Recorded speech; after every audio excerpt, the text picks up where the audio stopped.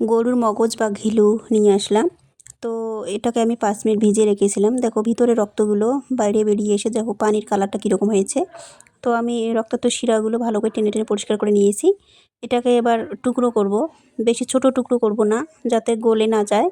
দেখো কেমন টুকরো করেছি তোমরা দেখতে পাচ্ছ।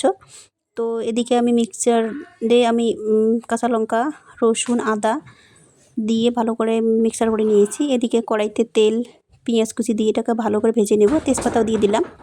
দিয়ে মিক্সার করা মশলাটা আমি এটাকে কষিয়ে নেব।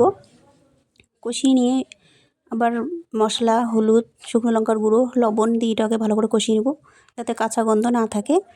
তো এবার কষানো হয়ে গেছে, একটু পানি দিয়ে দেব। পানি দিয়ে তা বলক তুলে তারপরে আমি ঘিলু বা মগজটা দিয়ে দেব। দিয়ে এটাকে এই পানিতে কষান করে নিতে হবে। তো আমি দেখলাম এই পানিতে কষান হয়নি, তো আমি আর একটু পানি দিয়ে এটাকে কষান করে নিয়েছি। তো দেখো নামিয়ে নিলাম, কত সুন্দর হয়েছে। তোমরা এভাবে ট্রাই করো।